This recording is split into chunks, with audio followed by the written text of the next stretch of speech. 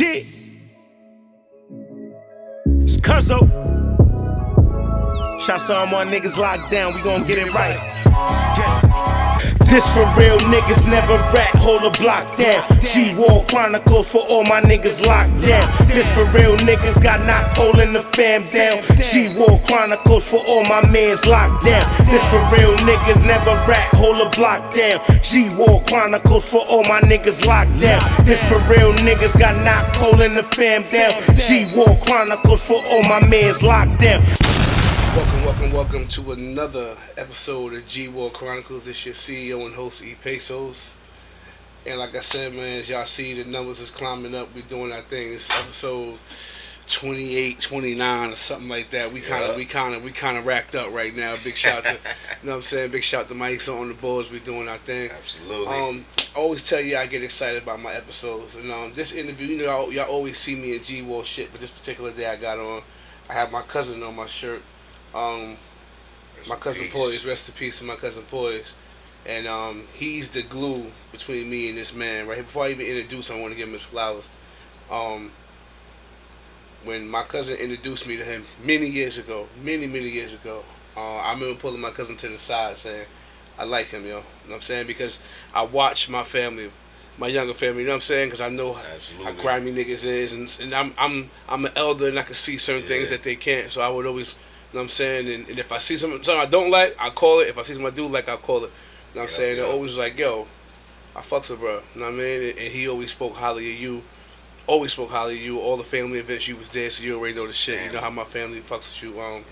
I appreciate you for holding my family down in that tough time. You know what I'm saying? Being in communication with me. You know what I'm saying? And I just want to give flowers where flowers due. I appreciate you, my brother. You know what I'm saying? Thank you. For sure, man. You know what I'm saying? For being who you are. You know what I mean? With that being said, man, introduce yourself, my brother. Man, you know who it is, man. Cuzzo Savage, man. 700 Syndicate, P Block Records. You know what I'm saying? Brownsville, Brooklyn representative. We here, man. Yo, shouts to Pesos, man. Like, when y'all hear that G-War Chronicles for my niggas locked down, that's me right there, man. So anybody that love that track and everybody that's feeling the track, we appreciate the love. We appreciate everything that you're doing for the track. We appreciate everything that you're doing for G-War Chronicles, man, you know. And shouts to Pesos for giving me the opportunity out here, you know, to come to talk to the youth, kind of push positivity into the culture, man. What he's doing is big for the culture, you know, and it just bringing life back into the culture, man. Everybody should be in tune with this shit right here, and everybody should be on point with what's going on, man. So you know, definitely big shouts to Pesos, man. I appreciate that, man. You know, part of what we do, like, you know, I feel like when we behind those walls, you know what I'm saying, whether it's state or fed, I feel like we don't portray the truth all the way how we should, right? I feel when I you know, I go through my pictures all the time, and I can only look at how my little brother might have looked at me, right? Yeah. Bro got on jewelry.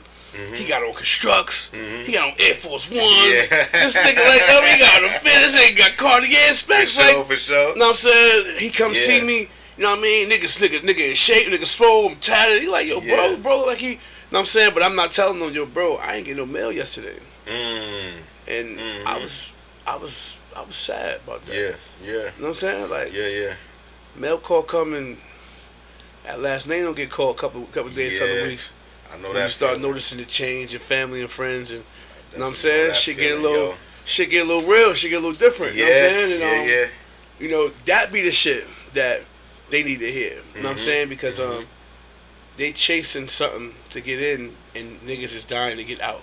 You know what I'm saying? And that's craziest. A fact. You know what I mean? But you get to a point where you learn that. You know what I'm saying? And you know, we're gonna definitely gonna touch on a few things, and just get deep into the mental and the mindset of, you know, basically, you know, where it all started at to where it all ended at. You know what I'm saying?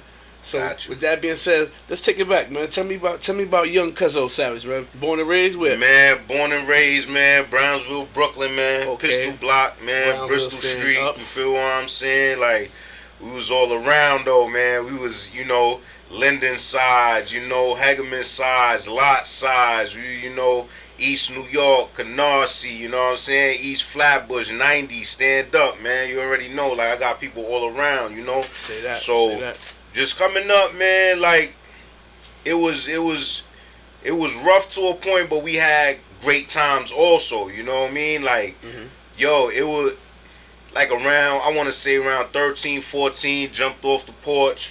You get what I'm saying?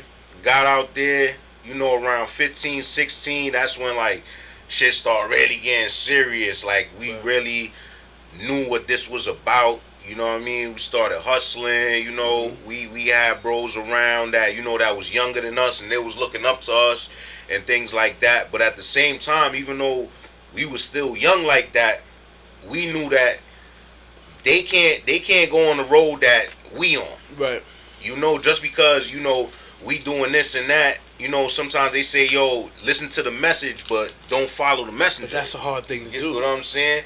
Very hard That's thing a hard to do. thing to do. That becomes, you become a hypocrite to some people. Yeah. You telling me don't hustle, but I'm watching you hustle.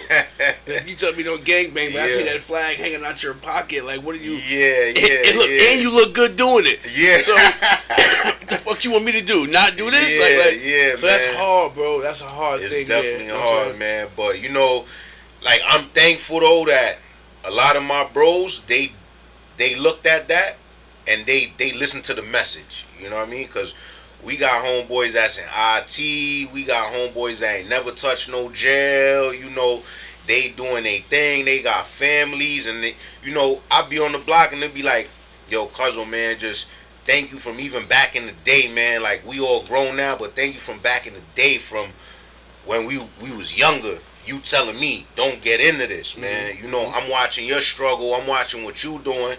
You get what I'm saying? I'm like, yo, damn, that shit look like something I want to get into. And you telling me, yo, you ain't on this stoop with us. Go to school, come back, and then, yo, if you want to smoke a spliff or something or whatever, you could do that. But first, you got to go to school. First, you got to do something constructive. First, you have to be about family. How's your mom doing? You know what I mean? How's your sister and them doing? How's your brother and them doing? What are you doing to take care of them? You get what I'm saying? So it's way past, you know, versus what you see with us. Right, we chose this, and we here. We got to take care of ourselves while we in it, but we don't want you in it.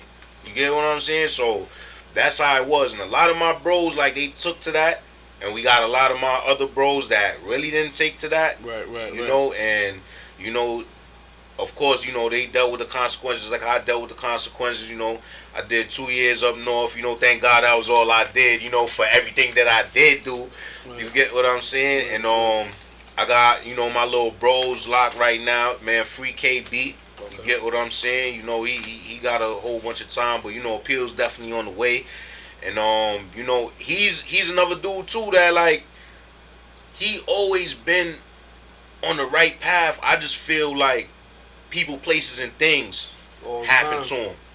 You get what I'm saying? People, places, and things. It was like a bad situation at a bad time, bad people around, and, you know, he just caught the bad end of it. You feel what I'm saying? But definitely appeals on the way. You know, my bro, they definitely gonna take that L off, and, you know, free my guy, man. You know what I mean? He and Wendy right now, so if you could get over to Wendy, you know, that'd definitely be a great conversation you have with a real intelligent youth, man. He's going for college credits now and everything. He got GD and things like that. So, you know, I'm proud of him. I'm outside, and I'm watching him do more than niggas that's outside. You know, so that just tells you that, you know, they could lock your physical, but never let them lock your mental. Right. And people out here, y'all in the street, and y'all get distracted so easy on other shit. You're not growing out here in the street. You're just doing the same thing over and over again. And your mental is locked in the street. Facts. While you free, and you got so much chances to do so much other things. So, you know, shouts to him, man. So let me ask you this. So big shout to Fresh Weed Dispensary, Elizabeth, New Jersey. Tap in, Fresh Weed Dispensary. Tap in with Zaza. Got the Zaza. Ziggy Zaza, you hear me? So now let me ask you this question now. 14 years old. You said you came off the porch 14 years old, right? Yes, sir. Now, was this a single parent home? Both parents, what? Single parent home, just me and my moms, you know. And at the time, my uncle and my aunt, they was living up here, so, You know, I had a little influence from them, but then like shortly after, I want to say around 16, like they moved to Florida. You know, so after that, you know, going into, you know, manhood, it was just me and my moms. You know, and like I talk to my pops. I'm not gonna, you know, bash him here, whatever. Right. Like I talk to him and we talk, whatever the case may have you. But he wasn't there, like to say, like, okay, yo, this is how you talk to women. This is how you conduct yourself in the street. You know, this is what you should be doing. You get what I'm saying? I kind of had to learn that from the street. It's like the streets was my pops. You get what I'm saying? And my mom's was there being the provider. You know, where a father should be a provider, you know what I'm saying, for the family, you know what I mean? I had a great moms. I love my mom. My mom's is a great mom. She did everything that she could have to try to avoid certain things, but it was just like, it's the streets, you know what I mean? And in certain situations, like, I had to just handle things how I had to handle things, you know what I mean? So let me ask you a question. So what do you think was the main motivation for you to jump outside of, because you got the single parent home, but you got the good mom, right? You got the good mom. She's sturdy. She holding it down. Outside is very appealing. Yeah. Very appealing. Yeah. But what was it for you that made you like, shit, I'm about to step out this motherfucker? Man, I tell you now, man, it was the money. Okay. It was the money, like, because I go around, I see the OGs, they driving caddies, they driving Benzes, they got the ladies, and that was very appealing to me. Like, a lot of people say, like, you know, it was the brotherhood, or nah, for me it was the money. I'm like, I need to jump into that money. I want to jump into that lifestyle.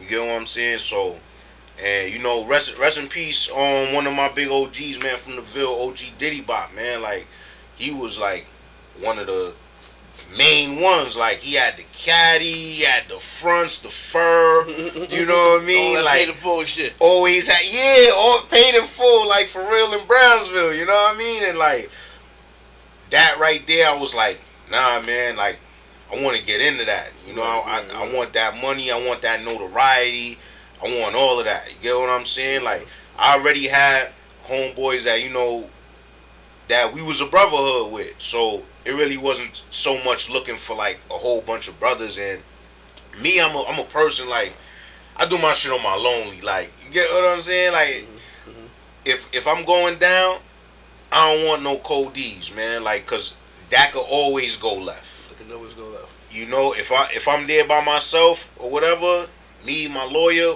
we could deal with what we gotta deal with and go from there. Now we got a cold D, yo. He's giving new information. He's pushing shit on you. I was never like that, man. Even with my bros, I'd come back to the block and be like, yo, such and such, yo. I just, they'd be like, yo, what? They'd be like, yo, why you ain't tell me? Like, ain't no need to tell you. Like, I'm gonna go handle mines, you know what I mean? That's a real live man shit right there. Yeah. I mean, ain't no need. And it usually be the motherfucker who you call that wound up getting shot in the back of the head while you trying to get up out of there. You know what I'm saying? Yeah. And I ain't trying to bring back no news like that. Yeah. You know what I'm saying? So, why, if I tell you I love you, if I call you my brother, then why would I call you out to possibly die or send you to jail? Absolutely. Now, if you with me when something happened, that's something different. Yeah. But to wake you up out your sleep and say, yo, call me on this real quick. Yeah. You know what I mean? And you might know I'm not even cut like that for real. You know what I'm saying? Like, Mm-hmm. but, you know, a lot of relationships are situational and conditional. A lot of niggas only fuck with you because they know that you go. Because they know that you train to go. Absolutely. You know I what I'm totally saying? agree. Even some of the PDF old heads, not the ones that's, you know, out there molesting and doing all that, but the old heads that's preying on the young boys that got them out there hustling, carrying guns, doing this, that, and third, that. Yeah, you know what I'm saying? Preying on the young gangsters. You know what I'm saying? Turning them out.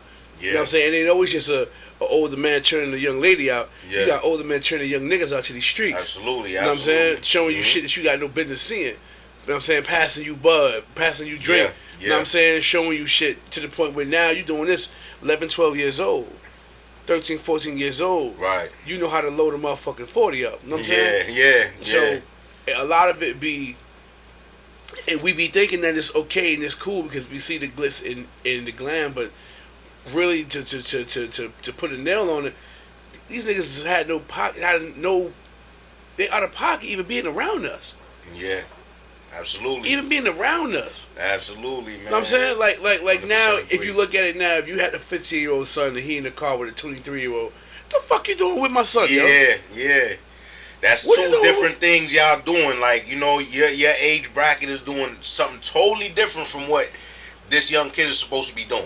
You know what I'm saying? And I always look at it like anytime it come to life and anything you've been through as a child, you went through some shit because you was around a twisted old head. You know what I'm saying? Right? You was around a twisted elder who decided to either A, hurt you in so many different type of ways that they could hurt you. You know what I'm saying? You turning me out to the streets instead of turning me out to school and college and this, that, and third. You hurting me. You know what I'm saying? Right. Conditions, the poverty-stricken neighborhood that we live in, right? I always say, like, the things we see on our way to school. You know what I'm saying? The crack guys, the baggies, the niggas hustling, niggas outside, the fiends. Absolutely. You know what I'm saying? Niggas out there tripping. You know what I'm saying? Male and female out there tripping. Ain't no telling what drug they on.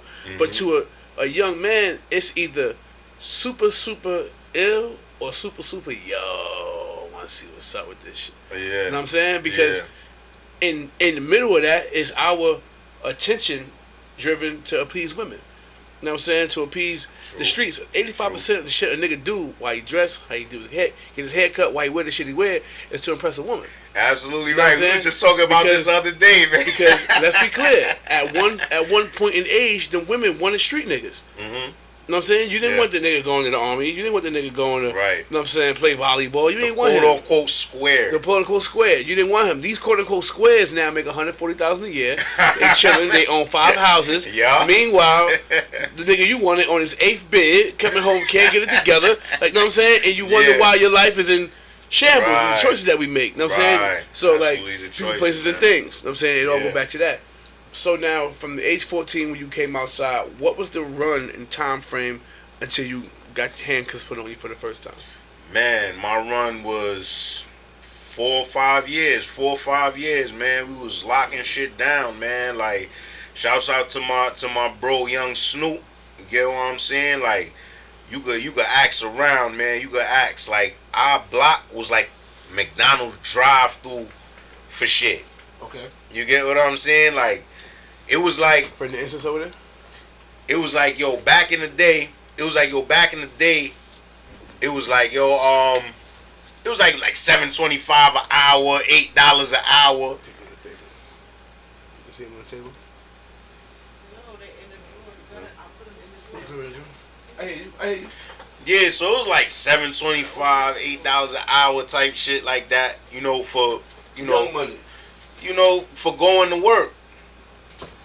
We niggas, we making $1,200, $1,500 a week. Okay. You get what I'm saying? And this is being 15, 16. Young as hell, seeing it. Young as hell, seeing it. And we like, yo, why we gonna go to work and we making damn near 2 weeks of what these people's making per week? You get what I'm saying? Like, it wasn't no like, yo, we moving like metric tons and no crazy shit like that. I never like front on what I used to do, but yo, we was making some bread. You know, we was making some bread so we could go downtown, we could get fronts, we could get the newest shows, we could get everything. Like, yo, so it was on that, man, and that was just my guys, bro. Like, and see what you said? That's how it is now.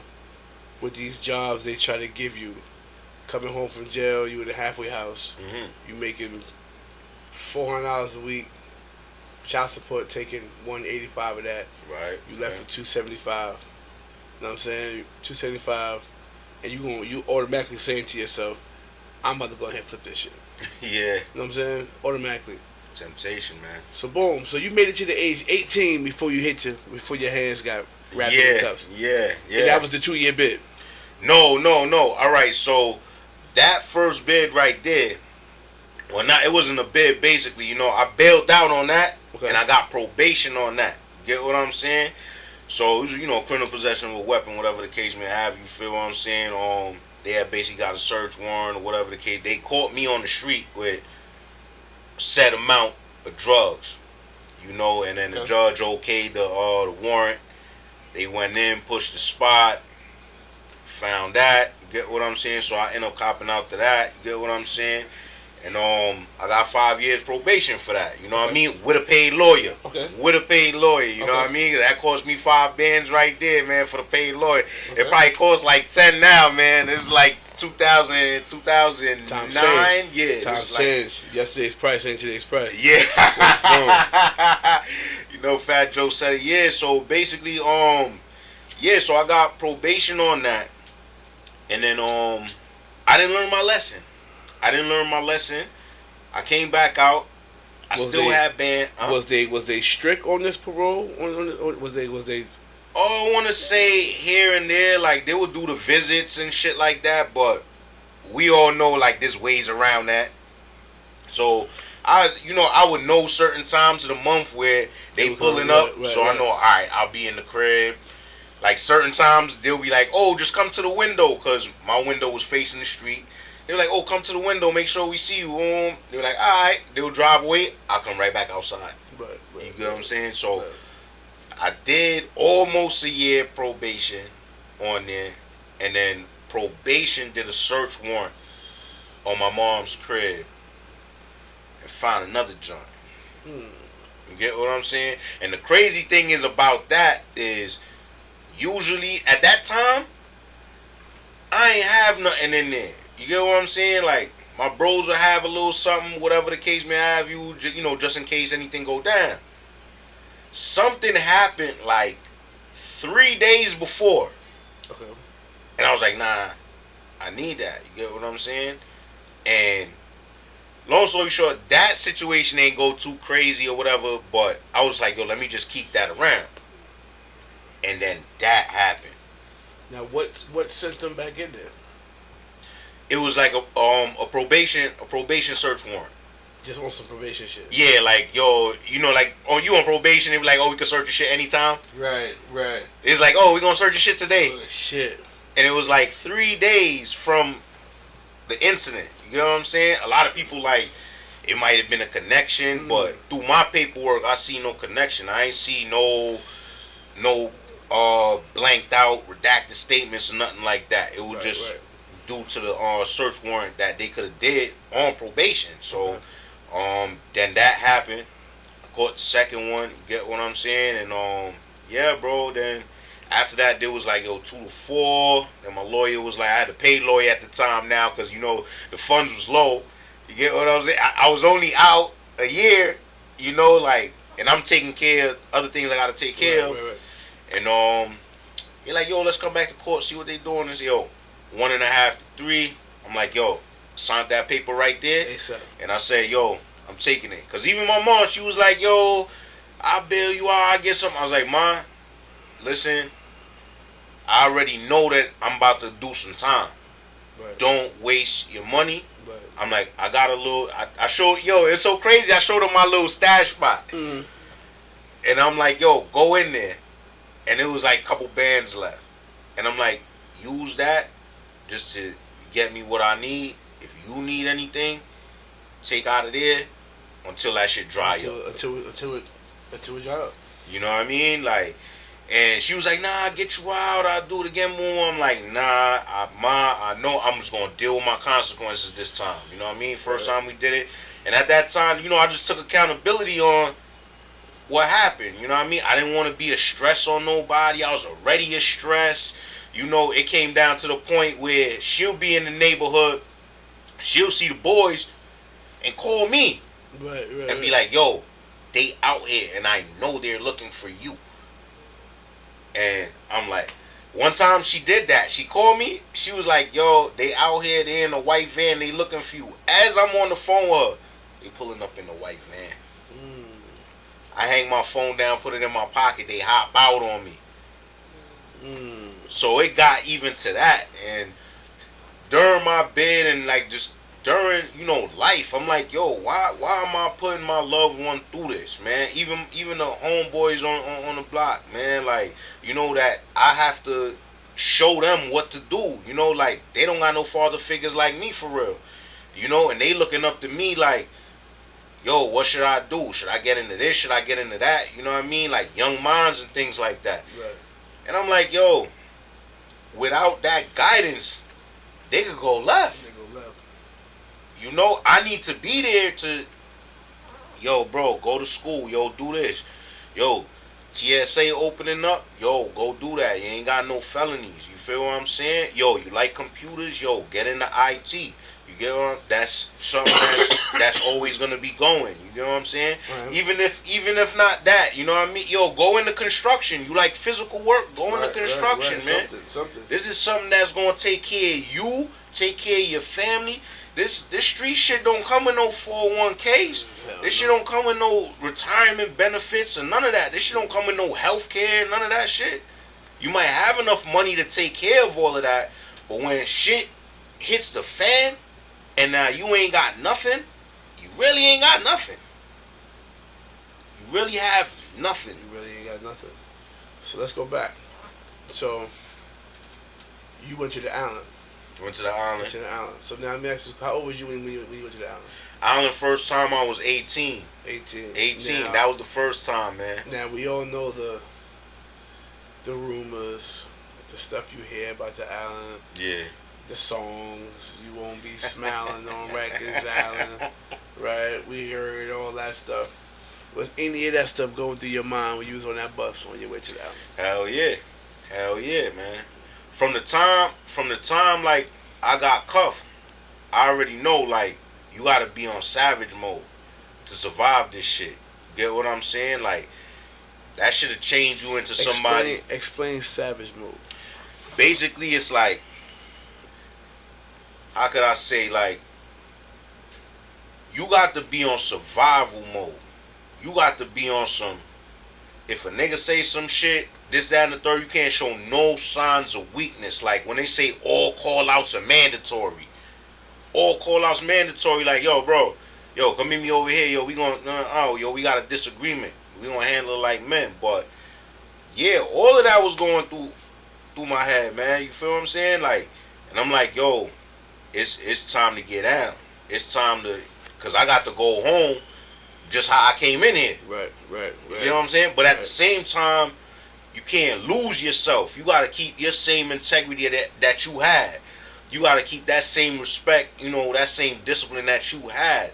It's just you gotta look at it on a whole different level where it's like, yo, certain shit you might not be looking for. It might come to you. You gotta handle that. You get what I'm saying? Like. And you got to go back home the same way that you came in, man. Or even better, I should say. You know, just getting your mindset, your mind state ready and together. Right. So it's just real savage. Yeah. And the whole thing of the island, like, it'll let you get into savage mode. Just going over that bridge, smelling that stink ass sewage and all of that. You like, yo, I'm going into the trenches.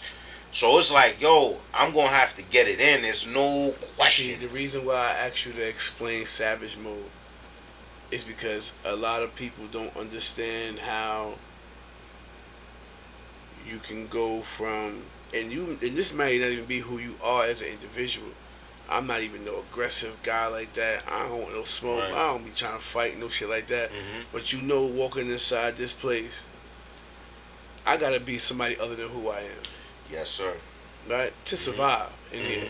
And some people stay in that survival mode because they've been in it 5, 7, 10, 15, 20 years. Absolutely. Head on the swivel, moving around. That's why some niggas, they come home and you see they be burnt.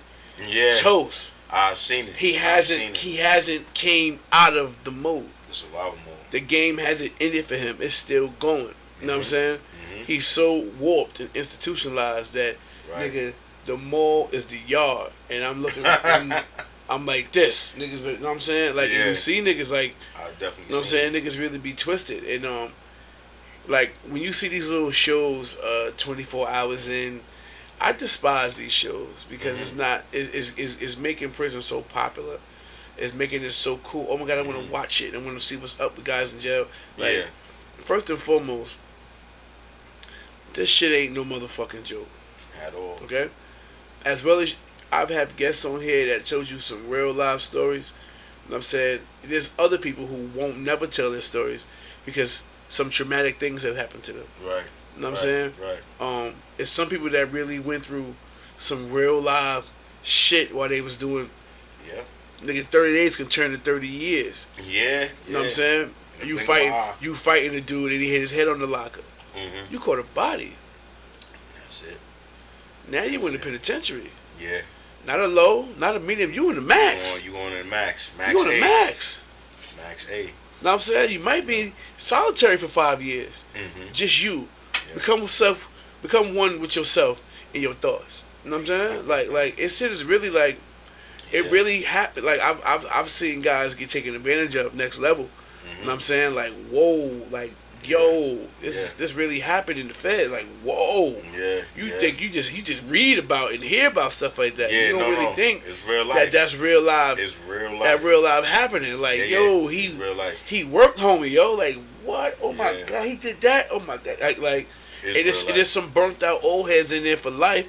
It's some burnt out niggas in there with 2 years. That's on demon time. You come in my cell, I'm killing you. Yeah. You know what I'm saying? Yeah, Like. Tell you when I was in governor, it said the nigga was on the phone with his mom and his cellie strangled him with a shoestring while he was on the phone with his mom. Wow. What? Wow. And it's those type of situations and hearing those situations that make you get in the savage mode and be like, not me. Not me. You know? Not me. Not me. Anything that I have to do, not me. So it's like, yeah, it makes you kick into a next level that you probably wasn't. You probably not that super aggressive person. You probably not that super violent person. But guess what? When you get up in the head and it's a super violent, super aggressive environment, you gotta flow into this environment. So what was that first day like? Foot off the bus. What was that first day like? Man, first day, that shit was on. We was in intake. We was on OBCC. I'll tell you the whole story right here, man. Like OBCC, right? So back in the day, man, they call that, only Bloods could chill. Okay. You feel me? Okay. And I'm the cuz. You feel what I'm saying? So spent about 2 days in intake. Finally go to the house, 2 lower. You know what I'm saying? So there's some lokes in there. There's some Bloods in there. This is getting around the time where it's like starting to integrate because now they got Bloods and Crips living in the same house. Because it went through phases. They went through phases. Yep. Yes. It went through phases. Yeah. We'll talk about that. This is like, back in the day when this shit like Cali out here, man. You feel what I'm saying? Crips gotta be with Crips, Bloods gotta be with Bloods, shit like that. Right. So, but it's mixed up in there. We good. Couple of cousins in there, couple of 8 trays in there, whatever the case may have, you feel what I'm saying? So, we good for the day. Wake up in the morning, got some blood homie come up in there. He talking about, yo, you got these niggas living here, this, that, and the third, or It whatever. only take one person to change the tempo of the whole house. Mm-hmm. You get what I'm saying? So now it's me and like 2 other G-Stone homies, and basically he was like, yo, I'm new to this shit, but niggas just put me on. He was like, yo, we gotta get this nigga up out of here. You know what I'm saying? So he went over to the bathroom, bomb, this and the third. Long story short, we got him up out of there. But he came out after, like, yo, homies, you see what niggas did? You see what niggas did? Mm-hmm. Yo, I told you don't live with these niggas, bum. We go to child. The tension is thick. Like, we sitting with us over here, they over here. Tension is thick. We get back to the house. I'm in the bathroom now. All of a sudden, I said, I pull back up. They getting on the homies. I'm like, if I don't do something, I'm next. So we got to go. Get up in there, whatever. We get up out of there. Long story short, they look at the camera. They said I slapped somebody head with a chair and gave me red ID and all that. 60 days in the box. You get what I'm saying? I'm 3 days in. 3 days in. Going into the box. 3 days in. It's like a shock. Like, yo, wow. You just like that. How fast. 72 hours. Yeah. Just like that. Now I'm in the box 60 days. And getting back to what you said, for someone to be with their thoughts alone, if you not an individual that kept it 100, that kept it solid, that did shit that you could live with, that box gonna tear you up. That box gonna tear you up because you gonna start thinking about some shit. You ain't got no drugs. Well, you might have drugs, you feel me, but you ain't got them how you like them. You ain't got the quantity that you like. You know what I'm saying? You gotta yell, yo, send me this, send me that. Boom. It will get at you. And I live by this rule, man. I always do shit that I can live with. I always like to look myself in the mirror and say, I like that guy in the mirror. I did good by my people. Like something might happen to somebody, but I can't say that I didn't tell them not to do that. Right. Because now if it happens and I'm like, damn, I should have told them that. That will eat you up too. So now let me ask you this. Do you agree that gang banging, when the gang shit really integrated in New York, do you believe that hurt the jail system? Or did it structure it? That's a good question. When the gang shit came in, while I'll talk about while I was there at least. You feel what I'm saying? Mm-hmm. I feel like it hurt it a little bit because it's not really about color. It's not about red and blue. It's about real versus fake. Mm-hmm. It's about good versus evil. You get what I'm saying? So you might have a nigga do some real evil shit, like, you know what I mean, child molesters and, doing shit to old people and shit like that. And you might have someone that believes on the good. I wear blue, you wear red. You know what I mean? And we going at each other just because of this. You know what I mean? Just because of politics, when we could be uniting under, let's keep this good alive and knock out the evil. I seen that more when I went up north. Okay. Because now up north, like, we was living more together, and child molesters couldn't pull up. They coming up on the gate. It had people from other facilities that's like, yo, he's a child molester right here. Or you got to present your paperwork. You get what I'm saying? And at this time, you're supposed to have your paperwork in your Nella envelope. Had that with you. That's your identification. Yeah, you're supposed to have birth certificate. That's absolutely. That's your social security card, right? Yeah, for real. Don't leave home without it. Yeah. So you're supposed to have your paperwork with you. Of course, I did. Of course, with mines and but it was a lot of people that was like, yo, I know him from another facility. Yo, he was fucking with punks, or yo, he's a child molester, or yo, he not on good timing, like he on some sneak thief timing and shit like that. Yo, they couldn't stay because the house was all good. Like, people I had a little 1 and 2s be like, yo, go over there, do y'all little 1 and 2s, yo, tell CO you slipped on the floor. You get what I'm saying? And it'll just hold down just like that. You know what I mean? Right. You don't gotta fuck with him. I don't gotta fuck with him, but we gonna be right here. We not gonna make shit hot. So now let me ask you this. What was the biggest transition from coming from Rikers to up north? Man, Joe, just them COs. For me, it was them COs, man, because them COs is like real up north, like crackers for real. Tell me about it. Yo, so you get the Ulster, they do the whole shave head shit. They shave your whole shit and all that. You had hair? I didn't have hair. I'm shortcut on the regular, so I'm like, yo. I heard they don't even put no finesse. They just they just one time. They don't do no line up, no nothing like that. Like, and then you in the mountains, that cold hitting your shit. And this is before. Now wait, can you grow your hair after they cut it? You can for religious reasons. Okay. For religious reasons, but you gotta cut it when you first get in for the fucking dirt, the dye, and you might have lice and all that bullshit. Yeah, okay, got you. Okay. And there was a couple. I'll get into that though. But long story short, like, yo, they coming in here, we all lined up, and they like, yo, this ain't fucking Rikers Island.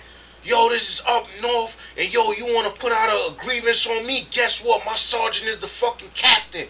So that shit ain't going nowhere. You gonna do what the fuck I say. Boom, boom. Yeah, they was just like real on some real cracker timing. Like, you could tell, like, they don't care about their skin tone right here.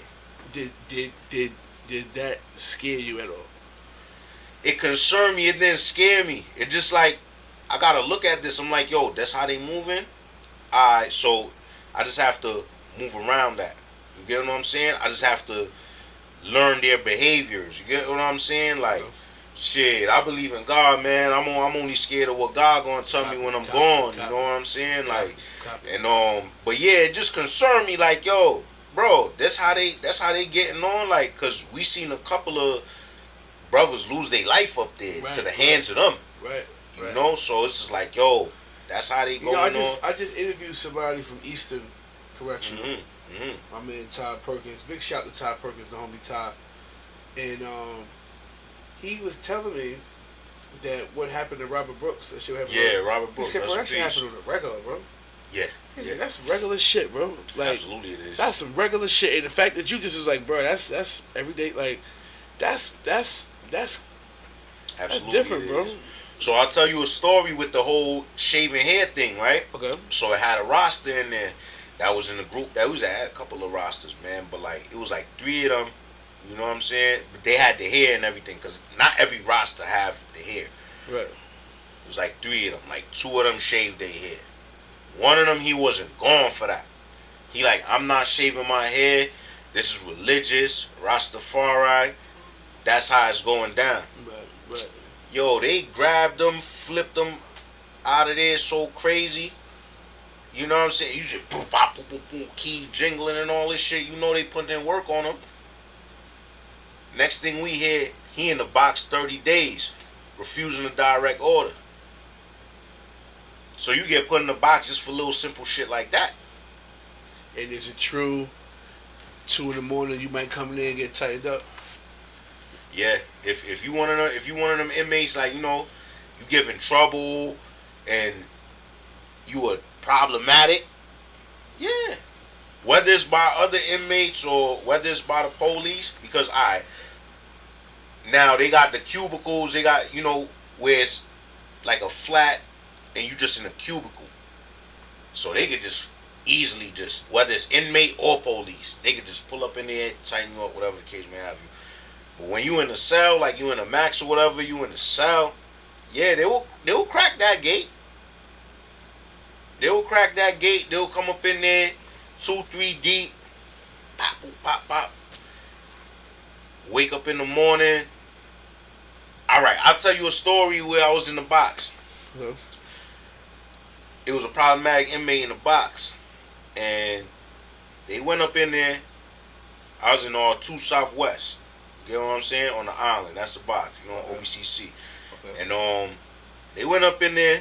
They roughed them up. They tightened them up. You know, keys jingling and all that. Y'all know the vibes. And the next 2 days, he was just yelling out of his cell, "Yo, I need medical. Yo, I need medical." Nobody's pulling up. Nobody's pulling up on him. So after a while, he just stuck up his cell, because we in the box, so it's like through the slots and everything like that. Right. He just stuck up the cell. He put his leg through the shit. He was like, "Nah, y'all ain't closing my gate." This and the third. So like on the 3rd day, like a white shirt came through and was like, "Yo, this guy need to go to medical and shit like that." You feel what I'm saying? Like he had broken nose. His shit was all busted up. Like he had to, like, you know, put pressure on this shit, but this shit was like still open type shit. And what he gonna say? He gonna say, "Oh, yo, the police did this," and then you gonna ask the police, and then they gonna be like, "Nah, we ain't do that," and they gonna let that slide. They gonna let that slide in the name of quote unquote discipline. Mm-hmm. That's not discipline. That's just you egging on a savage. You bringing a savage out of him. So the next time he see police, and the next time that he has a dealing with police, he gonna deal with y'all savage, because he remember what y'all did to him. You could be a good officer. You could be like, "Yo, I'm gonna look out for you. You know, I'm gonna make sure that you get your hair cut, this, that, and the third." He ain't gonna care about none of that, because you got on that same uniform, and that uniform means something to him. They're all extensions of police. Yeah. Right? A CO, cop, your PO, It don't matter. You know what I mean? And that was another thing that when we was up in the prisons, one of the captains was like, "Yo, the stuff you saying to them, I see it hitting, but when I say it to them, they don't." I said, "That's the relativity. Yeah. They relate to Yeah. me. Absolutely. You know Yeah. what I'm saying? They don't relate to you. Mm-hmm. You got on white shirt, tie and keys, blue suit, blue boot. Like you got on you. Yeah. In their eyes, you a cop. You're an extension of a cop. Exactly. You know what I'm saying? And you could be the coolest officer in the world, but all they remember is Robert Brooks. Yeah. And whoever else, and whoever else, and whoever else, and whoever else. You know what I'm saying? But what fucks me up, and one of the brothers had spoke on this during the interview.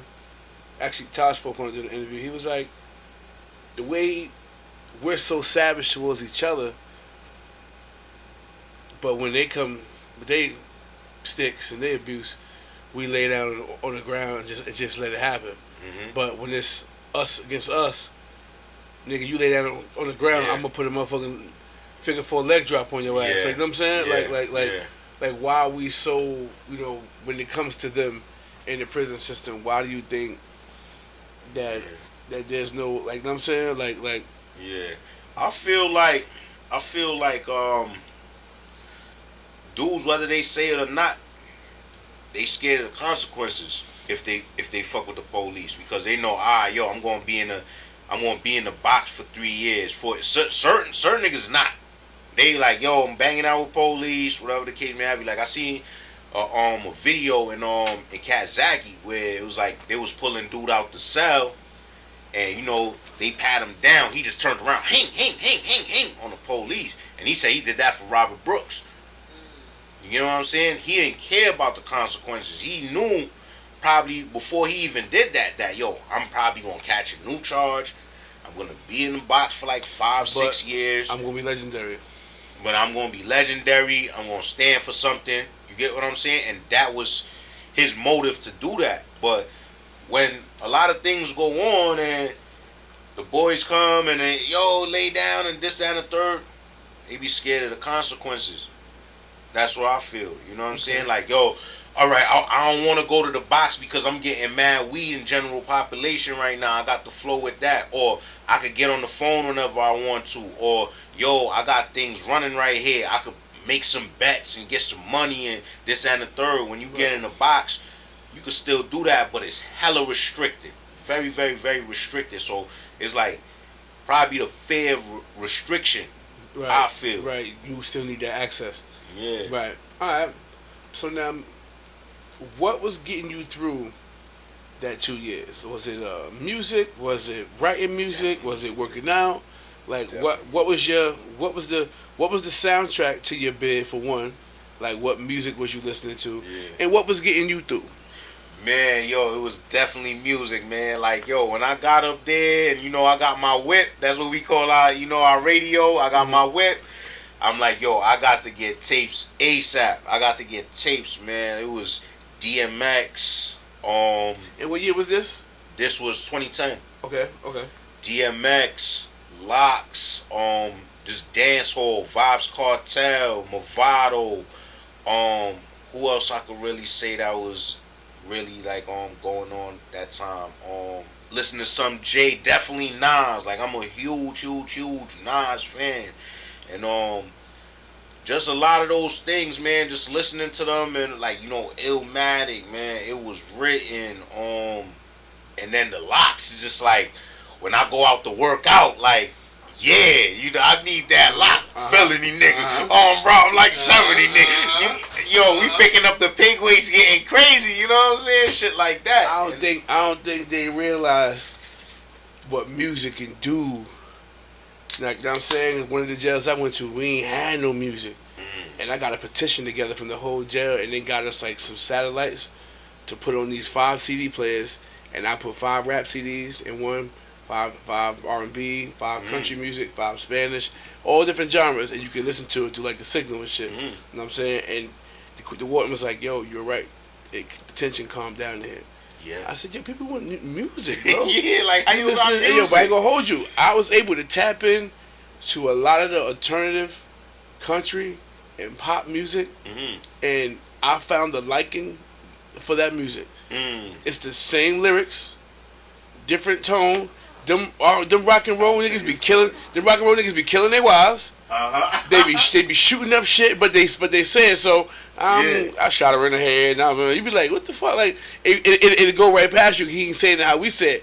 But like even that rock and roll shit, I found a liking for everything I was able. And you might hear like Jay-Z and Kanye West like once a month. Mm-hmm. You might hear like Jesus Walks in February, and then in New York, or no, the one he got. Can they get an encore? The one he got with the fucking white boy. Want more. But the remix with the white boy.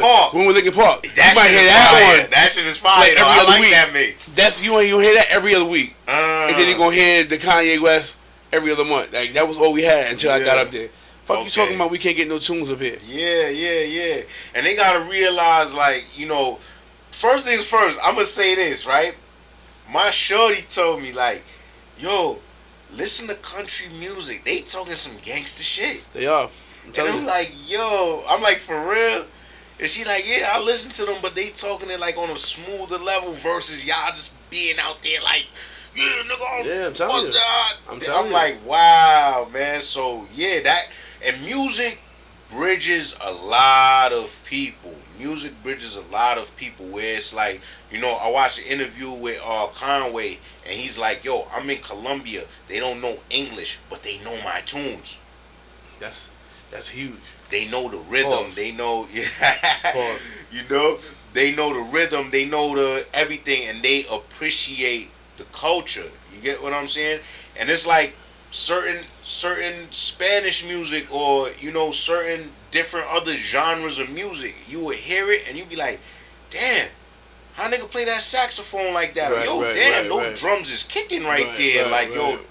You get to appreciate more music as you listen to more music. We don't just gotta be stuck in hip hop or just R&B. Yeah. I mean, and you brought up this. I'm going to ask you as well. Now they aim to take away physical mail in the prison systems and make everything tablet. Wow. Right? Wow. That's the aim. One, because of the K2 stuff that they've been killing that, and another, it eliminates a job that nobody wants to do. Right? It'd be easier to filter through an AI program to see if the pictures are explicit or to see if to take away the physical touch aspect of prison. Now, was you getting visits when you was locked up? Yeah. Definitely getting visits, man. My homeboy at the time, my homeboys at the time, you feel what I'm saying? My mom's like, I ain't really had like a main chick or whatever, shit like that at the time, you feel me? Like, I ain't met shorty yet, and I'm with whatever, but, one or two here, there, and shit like that. So I was getting visits. I won't say like OD visits, but right. Yeah, definitely though. So now, do you think them removing the physical aspect of mail, of smell, you get a letter, it smell like perfume, you see the fucking lips, the fucking lipstick on it. I've had those. You know what I'm saying? You rub that shit all over your pillow, your mattress, your bed. You know what I'm saying? Like, gonna make you a Susie yourself. Like, you know what I'm saying? Like, what the fuck are we talking about here? Like, well, man, what the fuck are you talking about? It's gonna be a good night tonight. It's gonna be a damn good night. I might fold this mattress up. Like, you know the shit. You know the shit. Motherfucker, listen. Yeah. You know what I'm saying? So, like, how do you feel that would affect a person that's doing, like, 15, 20 years?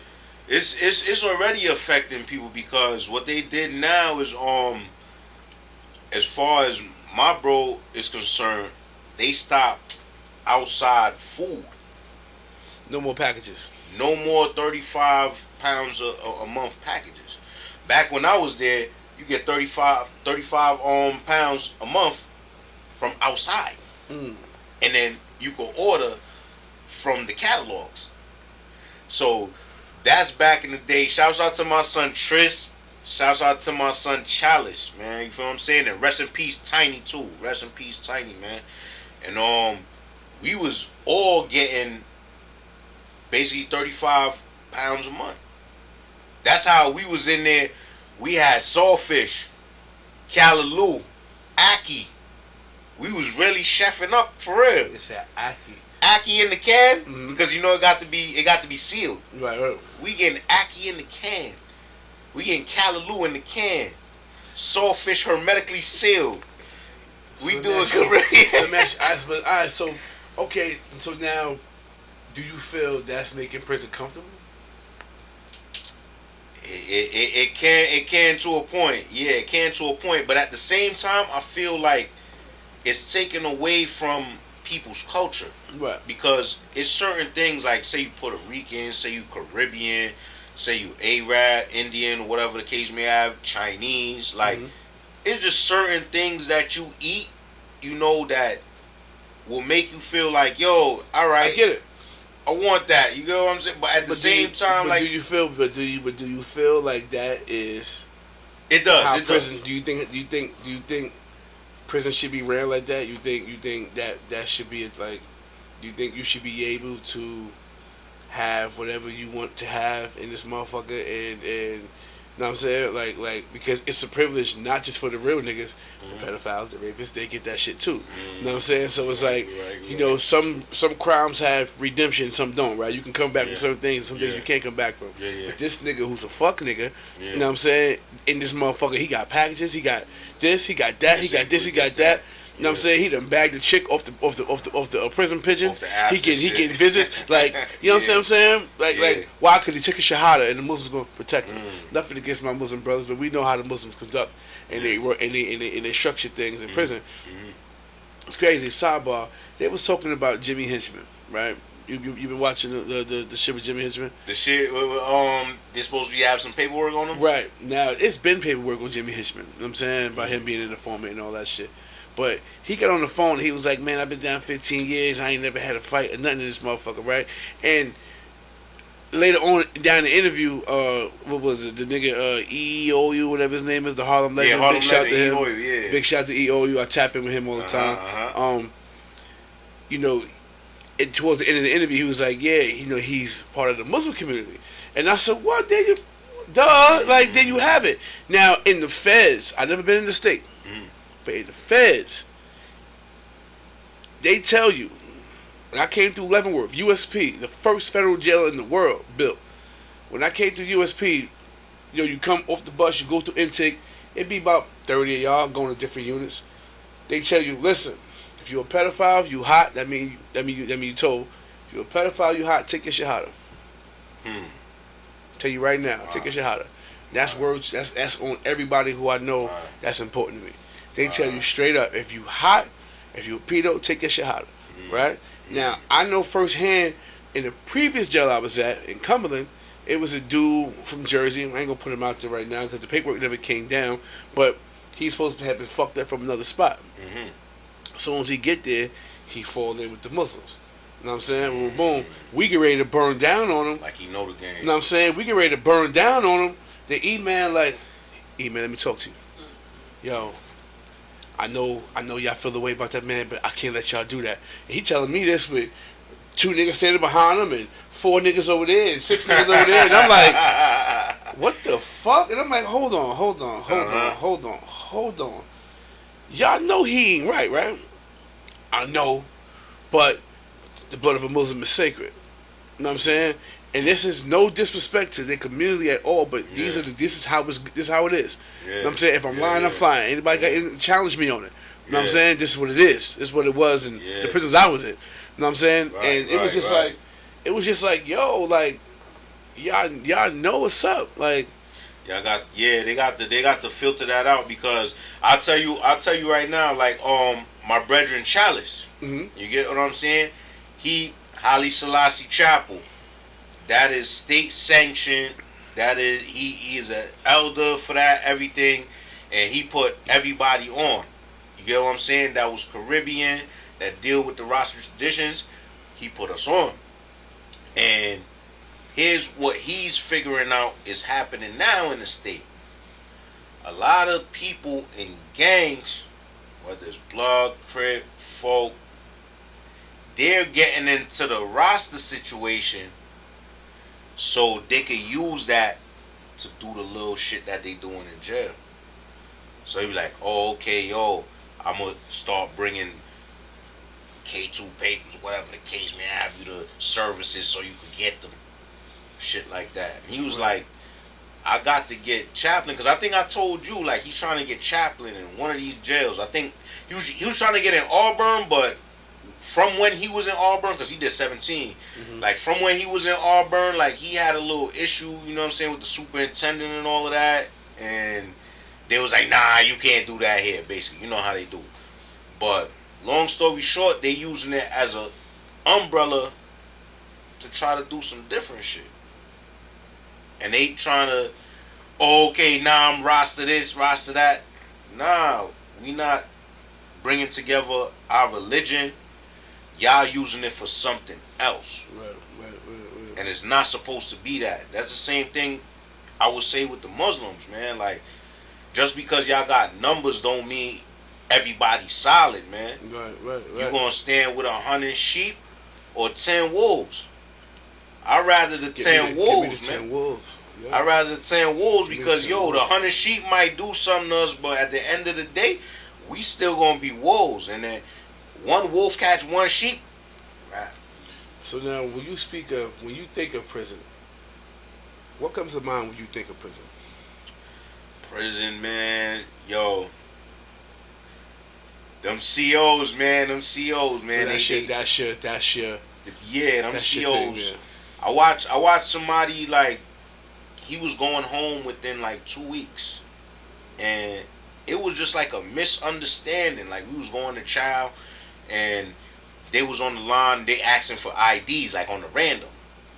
So they like, ID, and I guess bro didn't hear him because the CO had on sunglasses, so couldn't make eye contact with him and say, yo, you. And he like, yo, you ain't fucking hear what I said? ID. He's like, everybody stop.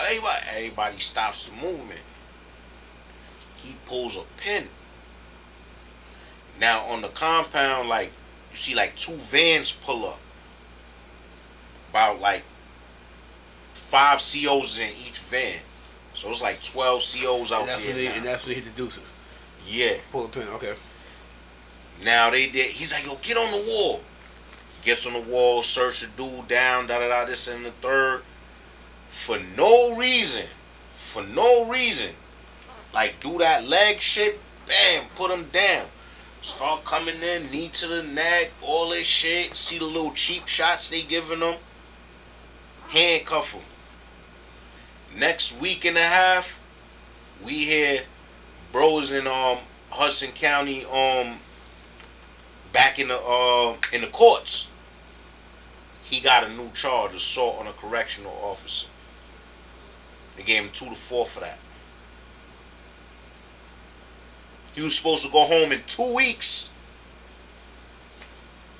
I seen that. That happened in my house. Well, outside of my house, because we was on the way to chow on the movement. That happened right there.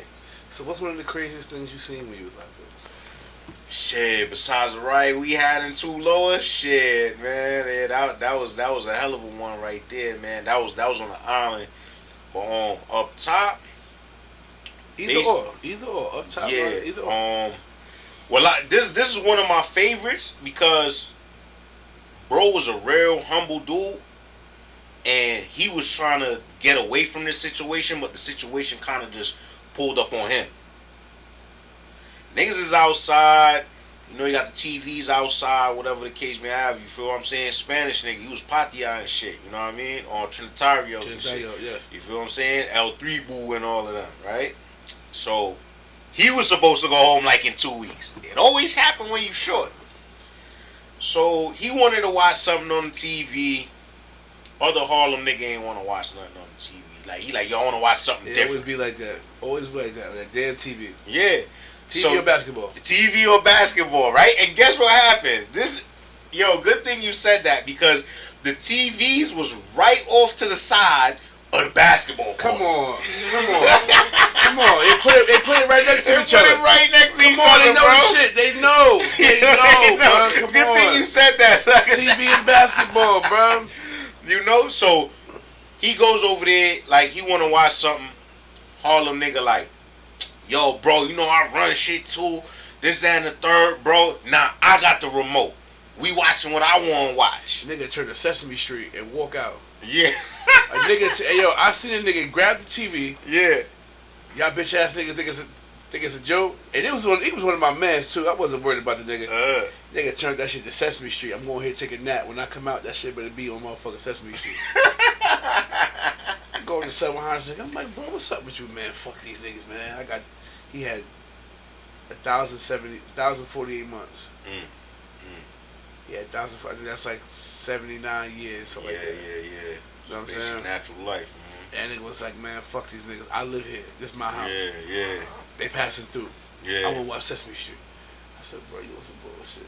It's some bullshit. You want some bullshit. You know what I'm saying? But niggas be on that type of time. Like, you know what I'm saying? Yeah. I was with one of the homies yesterday on the block. He was telling me, like, yo, I used to just walk in niggas' cells. And if you ain't, nigga, give me your locker. If you say no, I'm knocking you the fuck out.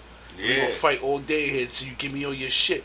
You know what I'm saying? And just imagine, like, that can easily turn a 30-day bid to a 300,000-day bid. Absolutely. You know what I'm saying? Because I ain't gonna let anybody do that to me. Yeah.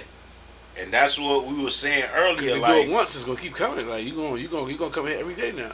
Absolutely. You know what I'm saying? And once the door is open, it's hard to close.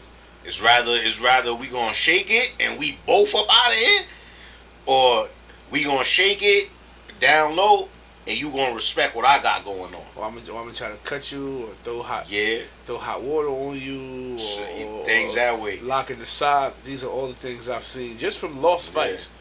Niggas don't like the way the fight went. I'm gonna lie this nigga. I've seen a lot of child molesters get done like that. Yeah. I've seen that. I've seen the child molesters. They did the motherfucking Vaseline inside the bowl. Warm that thing up, the hot water, and that shit was like hot antifreeze. Yeah. You know what I'm saying? Peel. Like peel. Like you come to jail and you get like, you know what I mean? And just the importance of you know, if you're gonna be out here and you gonna be in these streets, then you gotta understand that the streets has bylaws, just like a highway, right? You have 3 lanes in the highway. You got the slow lane, got the middle lane, passing lane, and you got the fast lane. You know what I'm saying?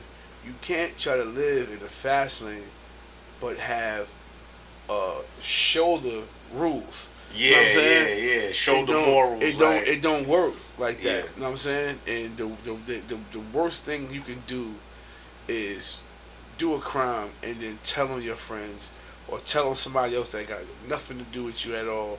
And I mean, just for the sake of you not wanting to do time. You know what I'm saying? I think you're the worst type of individual. Yeah. You know what I'm saying? And I love what Prince is doing, exposing the rats and coming with the paperwork and shit like that. I love what he got going on. I know Wax is called Pistol Pete out or some shit like that, and I don't want to hear nothing from Wack. Wack fucking.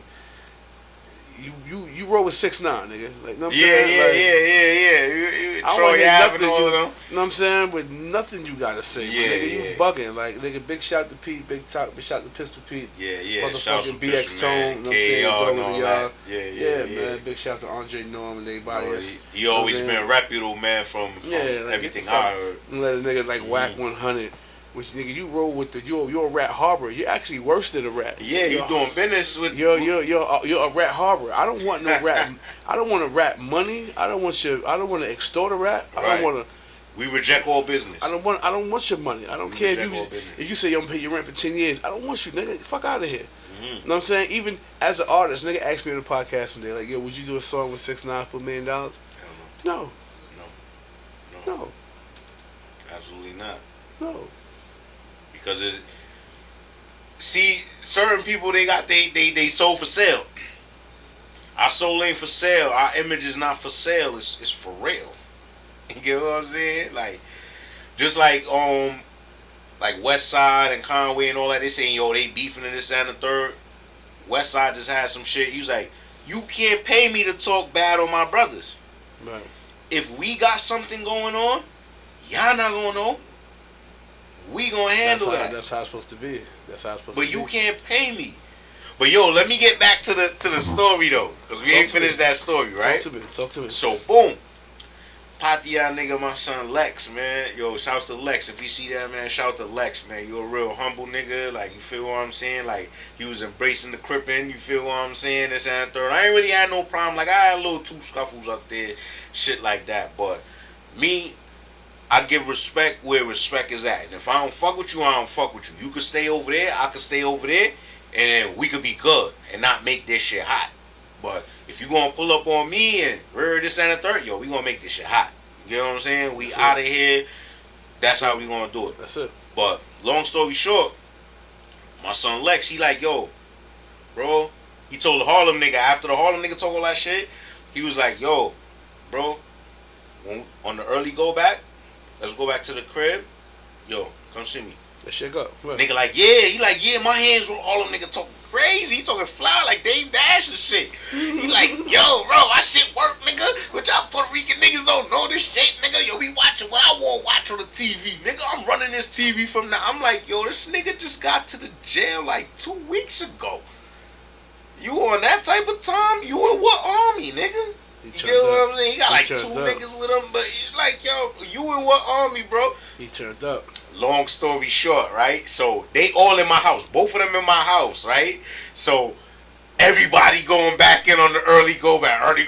Everybody going in. They like, yeah, nigga, we want to see this. Plus, you know, you got to have certain people to hold it down from police and shit like that. Watch out for police. You know what I mean? They go in the back. I ain't gonna lie.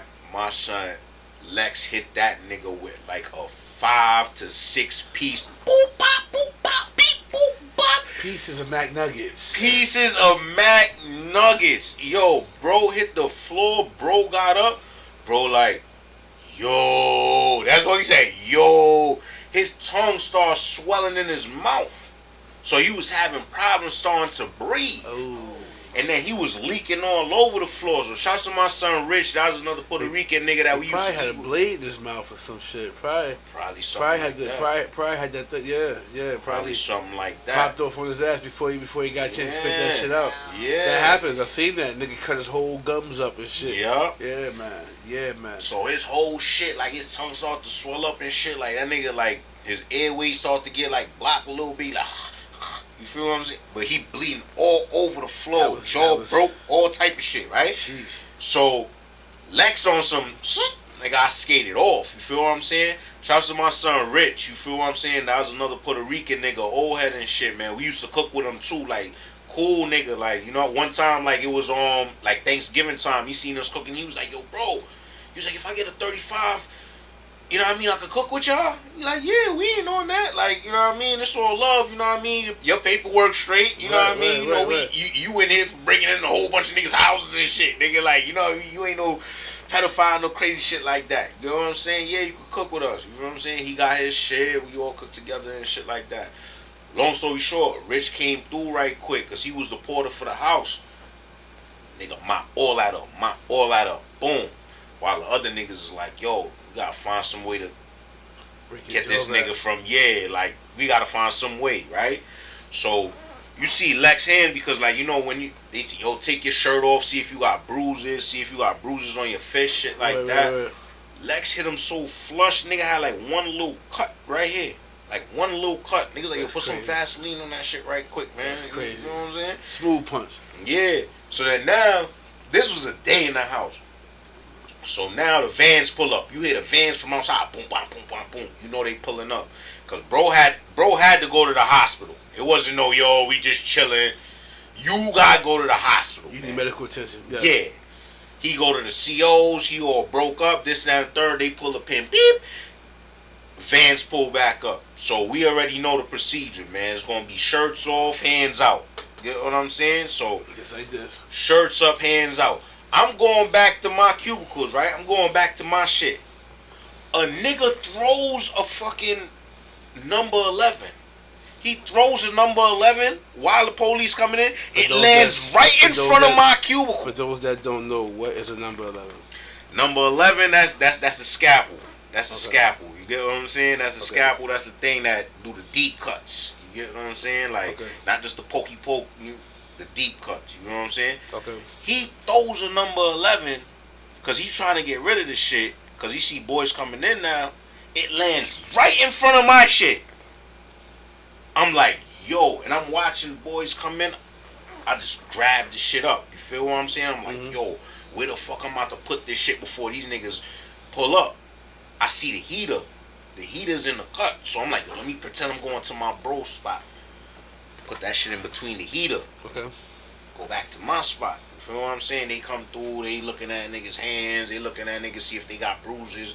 Lex has one little shit, like just like on my shit right here, you can see right here, like one little shit like that.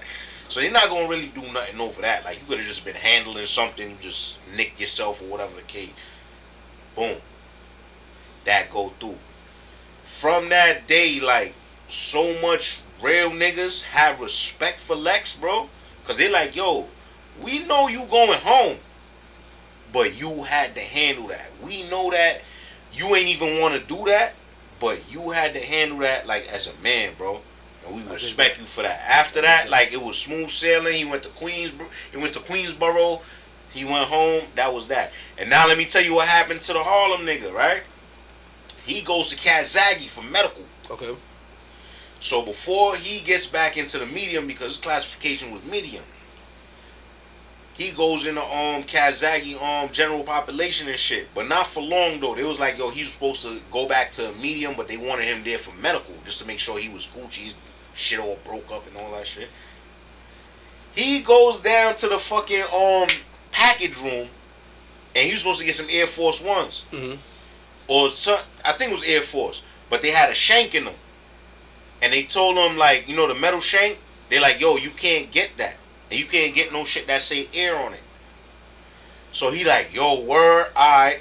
He sees the same CO that denied him the package at Chow and hit the CO in the head with a tray. They get to breaking that nigga up. They broke like 2 of his ribs. They re-broke his jaw. So I'm like, yo, bro, if you on that type of time, you gonna have a real rough bid because you not respecting nobody and you not respecting what nobody got going on. If you got respect and you know whatever certain shit might happen and you gotta put your smack, you gotta lay your smack down, whatever the case may have you. Right. But you just going around disrespecting everybody. And they broke him up and they put him in Kazaki box. Gotta say that's a part of that. And with that, we're gonna end the first segment of this interview. Be right back.